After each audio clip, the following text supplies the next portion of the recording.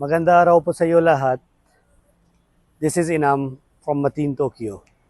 Who is Matin Tokyo? Let me show you Matin Tokyo.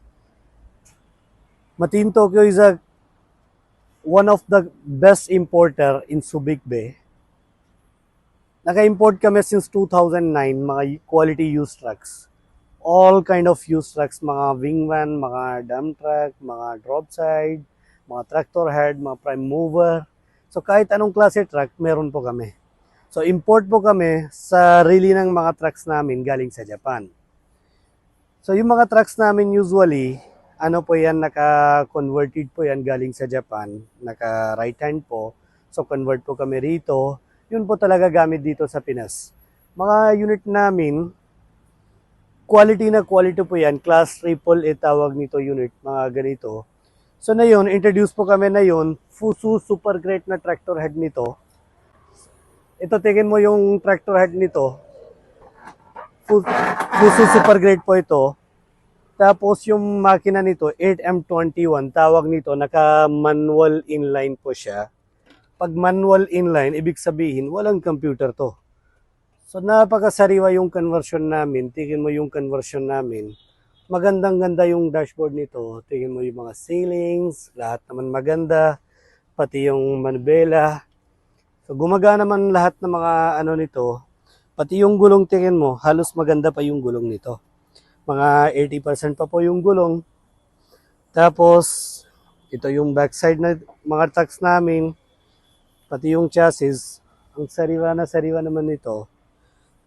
Wala naman kalawang. Masyado, ano po yan, sariwa.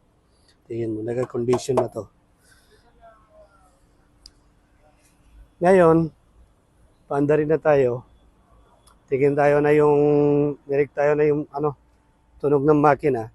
Paanda rin na tayo.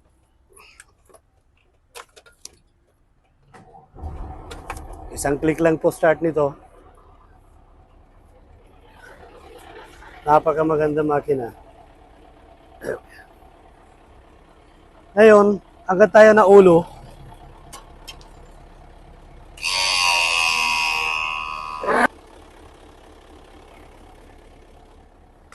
Ito po, napakatahimik yung makina.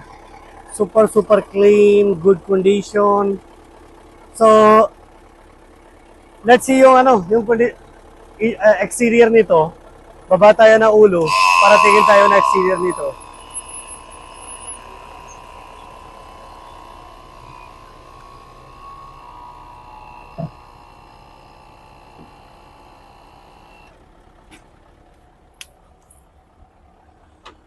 Ito po. Yung condition nito, halos bago pa yan.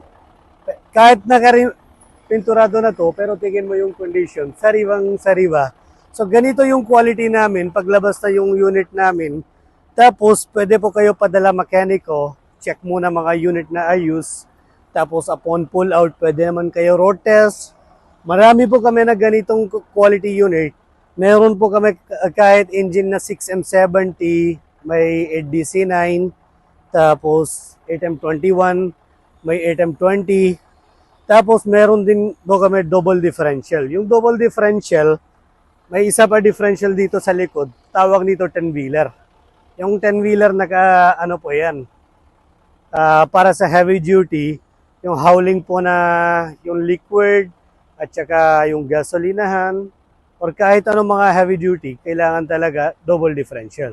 Pero para sa port or pier, ito na pwede gamitin yan. Kaya naman hilahin mga 30-35 tons or kahit 40 tons po. Ngayon, subscribe na po kayo yung channel namin para update na po kayo yung stock namin. Lahat na yung mga stock namin, pwede po kayo check every time may upload po kami na unit. Pwede po kayo tignan mga